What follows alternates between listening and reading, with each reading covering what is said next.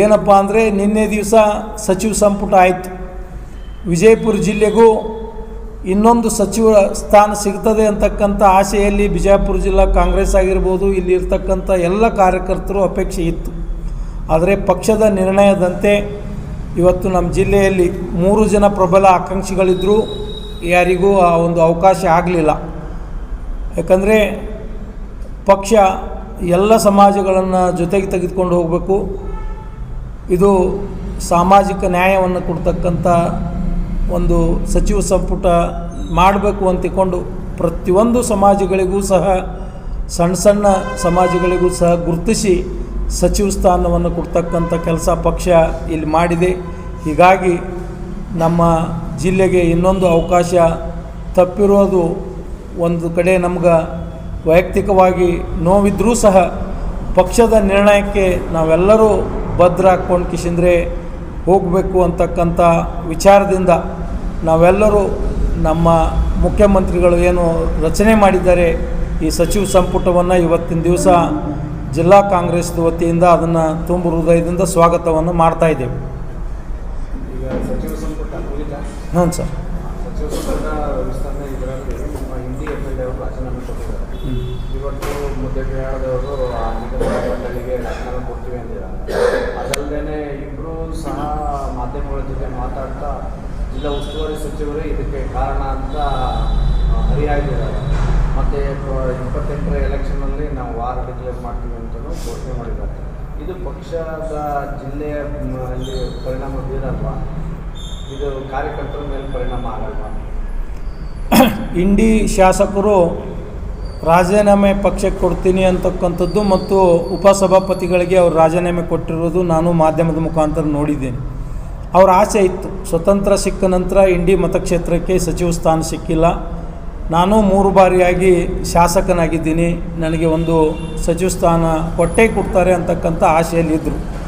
ಆದರೆ ಪಕ್ಷ ತೆಗೆದುಕೊಂಡಂಥ ನಿರ್ಣಯಕ್ಕೆ ಅವರು ಜಿಲ್ಲೆಯಲ್ಲಿರ್ತಕ್ಕಂಥ ಶಾಸಕರಲ್ಲಿ ಕೆಲವು ಶಾಸಕರಲ್ಲಿ ಅವರು ಒಬ್ಬರು ಕಾಂಗ್ರೆಸ್ಸಿಗರು ಅಂತ ಹೇಳಿದ್ರೆ ತಪ್ಪಾಗಲಿಕ್ಕಿಲ್ಲ. ಅವರು ಒಂದು ತಮ್ಮ ಆಕ್ರೋಶದಲ್ಲಿ ಪಕ್ಷಕ್ಕೆ ರಾಜೀನಾಮೆ ಕೊಡ್ತಕ್ಕಂಥ ಏನು ಕಾರ್ಯ ಮಾಡಿದರೆ ಇದು ಒಳ್ಳೆಯದಲ್ಲ ಅಂಥೇಳಿ ನಾನು ಹೇಳೋದಕ್ಕೆ ಇಷ್ಟಪಡ್ತಾ ಇದ್ದೀನಿ. ಯಾಕಂದರೆ ಪಕ್ಷ ಭಾಳ ದೊಡ್ಡದು, ಪಕ್ಷದ ಇತಿಹಾಸ ಭಾಳ ದೊಡ್ಡದು. ನಾವೆಲ್ಲರೂ ಪಕ್ಷಕ್ಕೆ ಎಷ್ಟೇ ಸೇವೆ ಸಲ್ಲಿಸಿದ್ರೂ ಸಹ ಪಕ್ಷ ನಿರ್ಧಾರ ಏನು ತೆಗೆದುಕೊಳ್ತದೆ ಅದಕ್ಕೆ ಭದ್ರಾಗಿರಬೇಕು.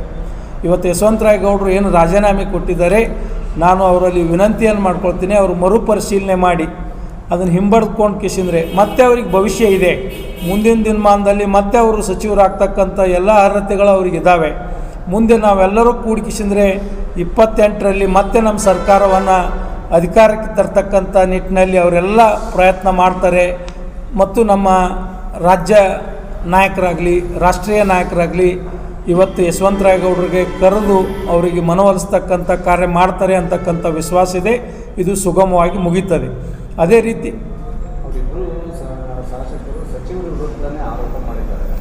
ಅದೇ ರೀತಿ ಮುದ್ದೇಬೇಳ ಶಾಸಕರಾದಂಥ ಅಪ್ಪಾಜಿ ನಾಡಗೌಡ ಸಾಹೇಬರು ಸಹ ಇವತ್ತು ಸಚಿವರಾಗಬೇಕು ಅಂತ ಹೇಳ್ಕಿಸಿದ್ರೆ ಆಸೆ ಪಟ್ಟಂಥವ್ರು.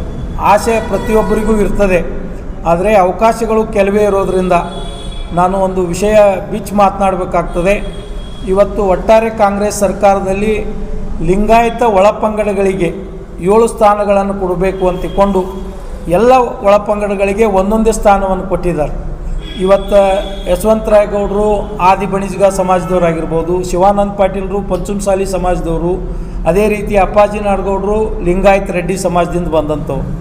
ಈ 3 ಸಮಾಜಗಳಿಗೆ ರಾಜ್ಯದ ವಿವಿಧ ಕಡೆ ಈ ಕೊಪ್ಪಳದಲ್ಲಿ ರದ್ದಿ ಲಿಂಗಾಯತ ಸಮಾಜಕ್ಕೆ ಕೊಟ್ಟಿದ್ದಾರೆ, ಬಾಗಲಕೋಟೆಯಲ್ಲಿ ಪಂಚಮಸಾಲಿ ಸಮಾಜಕ್ಕೆ ಕೊಟ್ಟಿದ್ದಾರೆ, ಗುಲ್ಬರ್ಗಾದಲ್ಲಿ ಆದಿ ಬಣಿಜ್ಗ ಸಮಾಜಕ್ಕೆ ಕೊಟ್ಟಿದ್ದಾರೆ.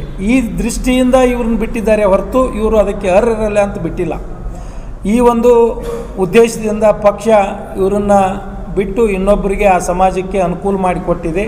ಹೀಗಾಗಿ ಇದರಲ್ಲಿ ನಮ್ಮ ಜಿಲ್ಲಾ ಉಸ್ತುವಾರಿ ಸಚಿವರ ಯಾವುದೇ ಕೈ ಇಲ್ಲ. ಇದು ಸಂಪೂರ್ಣ ರಾಷ್ಟ್ರೀಯ ನಾಯಕರು ಮತ್ತು ರಾಜ್ಯ ನಾಯಕರು ತೆಗೆದುಕೊಂಡಂಥ ನಿರ್ಣಯ. ಇವತ್ತು ಅವ್ರಿಗೂ ಸಹ ಮನವೊಲಿಸ್ತಕ್ಕಂಥ ಕೆಲಸ ನಮ್ಮೆಲ್ಲ KPCCಯ ಪದಾಧಿಕಾರಿಗಳು ಆಗಿರ್ಬೋದು, ಅಧ್ಯಕ್ಷರಾಗಿರ್ಬೋದು, ರಾಷ್ಟ್ರೀಯ ಉಸ್ತುವಾರಿಗಳು ಏನು ರಾಜ್ಯಕ್ಕೆ ಆಗಮಿಸಿದ್ದಾರೆ ಅವರು ಇರುವರನ್ನು ಅಪ್ಪಾಜಿ ನಾಡಗೌಡರಿಗೆ ಆಗಿರ್ಬೋದು ಯಶವಂತರಾಯ ಗೌಡರಿಗಾಗಲಿ ಕರೆಸಿ ಮಾತನಾಡಿ ಇದನ್ನು ತಿಳಿ ಮಾಡ್ತಕ್ಕಂಥ ಕೆಲಸ ಮಾಡ್ತಾರೆ ಅಂತಕ್ಕಂಥ ಭರವಸೆ ಇದೆ. ಪ್ರತಿ ಸಲನೂ ಉಸ್ತುವಾರಿ ಸಚಿವರು ಎಲ್ಲರೂ ಟಾರ್ಗೆಟ್ ಮಾಡ್ತಾ ಇದ್ದಾರೆ. ಈಗ ಯಾರು ಅಲ್ಲಿ ನಾಡಗೌಡರು ಟಾರ್ಗೆಟ್ ಮಾಡೋರು, ಇಲ್ಲಿ ಯಶವಂತರಾಯ ಗೌಡರು ಮಾಡ್ತಾ ಇದ್ದಾರೆ, ಒಂದು ಕಾಲಕ್ಕೆ ನೀವು ಮಾಡಿದವ್ರೆ. ಏನು ನಡೀತಾ ಇದೆ ಅಂತ ಅಲ್ಲ ಸರ್, ಈಗ ಒಂದು ಏನು ಡಿಕ್ಟೇಟರ್ಶಿಪ್ ನಡೀತಾ ಇದೆಯಾ ಏನು ಕಾಂಗ್ರೆಸ್ಸಲ್ಲಿ?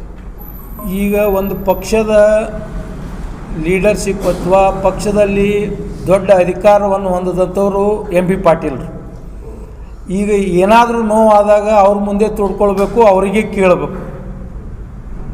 ಈಗ ನಮ್ಮ ಜಿಲ್ಲೆಯಲ್ಲಿ ಕಾಂಗ್ರೆಸ್ ಪಕ್ಷದಲ್ಲಿ ಅವರು ಅಧಿಕಾರದಲ್ಲಿರ್ಬೋದು ಅಥವಾ ಅಧಿಕಾರದಲ್ಲಿ ಇದ್ದೇ ಇರ್ಬೋದು, ಅವರು AICCಗಾಗಿರ್ಬೋದು KPCCಗಾಗಿ ಅತಿ ಹತ್ತಿರದಿಂದ ಕೆಲಸ ಮಾಡ್ತಕ್ಕಂಥದ್ದು ನಾವು ನೀವೆಲ್ಲರೂ ನೋಡಿದ್ದೆವು.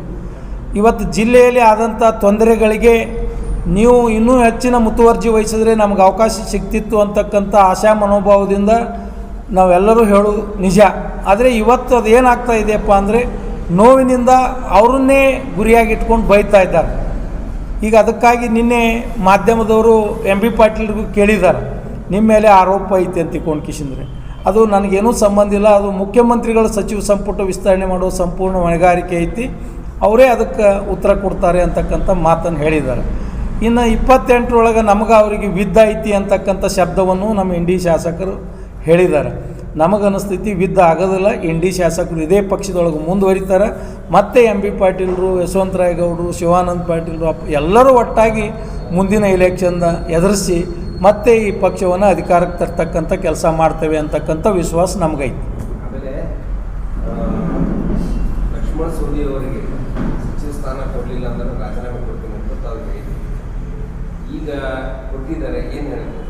ನಾನು ಕಾಂಗ್ರೆಸ್ ಪಕ್ಷದ ರಾಷ್ಟ್ರೀಯ ನಾಯಕರಾದಂಥ ಮಲ್ಲಿಕಾರ್ಜುನ್ ಖರ್ಗೆಜಿ ಅವರಿಗಾಗಿರ್ಬೋದು, ನಮ್ಮ ರಾಜ್ಯದ ಮುಖ್ಯಮಂತ್ರಿಗಳಾದಂಥ ಸನ್ಮಾನ್ಯ ಶ್ರೀ D.K. ಶಿವಕುಮಾರ್ ಸಾಹೇಬ್ರನ್ನ, ಹಿಂದಿನ ಮುಖ್ಯಮಂತ್ರಿಗಳಾದಂಥ ಸಿದ್ದರಾಮಯ್ಯ ಸಾಹೇಬ್ರನ್ನ ಮತ್ತು ನಮ್ಮ ಪಕ್ಷದ ಅಧ್ಯಕ್ಷರಾದ ಹರಿಪ್ರಕಾಶ್ ಸಾಹೇಬ್ರನ್ನ ಈ ವಿಷಯದೊಳಗೆ ನಮ್ಮ ಸಮಾಜದ ಮುಖಾಂತರ ನಾನು ವೈಯಕ್ತಿಕವಾಗಿ ಅನಂತ ಧನ್ಯವಾದಗಳನ್ನು ಸಲ್ಲಿಸಲಿಕ್ಕೆ ಇಷ್ಟಪಡ್ತಾ ಇದ್ದೀನಿ. ಯಾಕಂದರೆ ನಮ್ಮದು ಈ ರಾಜ್ಯದಲ್ಲಿ ಒಂದು ದೊಡ್ಡ ಸಮಾಜ, ಸುಮಾರು 80 ವರ್ಷಗಳಿಂದ ಸ್ವತಂತ್ರ ಸಿಕ್ಕ ನಂತರ ಯಾರಿಗೂ ಅವಕಾಶ ಕೊಟ್ಟಿರಲಿಲ್ಲ. ಇವತ್ತು ನಾವೆಲ್ಲರೂ ಆ ಪಕ್ಷಕ್ಕೆ ಆಗ್ರಹ ಮಾಡಿದ್ದೀವಿ. ನಾನು ಜಿಲ್ಲಾ ಅಧ್ಯಕ್ಷನೂ ಹೌದು, ಸಮಾಜದ ಅಧ್ಯಕ್ಷನೂ ಆಗಿ ಆಗ್ರಹ ಮಾಡ್ತೀನಿ ಅಂತ ಆಗ್ರಹ ಮಾಡಿದ್ದೀವಿ. ಇವತ್ತು ಲಕ್ಷ್ಮಣ್ ಸವದಿ ಅವರಿಗೆ ಸಚಿವ ಸಂಪುಟದಲ್ಲಿ ಅವಕಾಶ ಮಾಡಿಕೊಟ್ಟಿದ್ದಕ್ಕೆ ನಾನು ವೈಯಕ್ತಿಕವಾಗಿ ಮತ್ತು ಸಮಾಜದಿಂದ ಅವರಿಗೆ ಕೃತಜ್ಞತೆಗಳನ್ನು ಸಲ್ಲಿಸ್ತಕ್ಕಂಥ ಕೆಲಸ ಮಾಡ್ತಾಯಿದ್ದೀನಿ. जुड़े रहिएगा आपके अपने चैनल बीजापुर समय के साथ।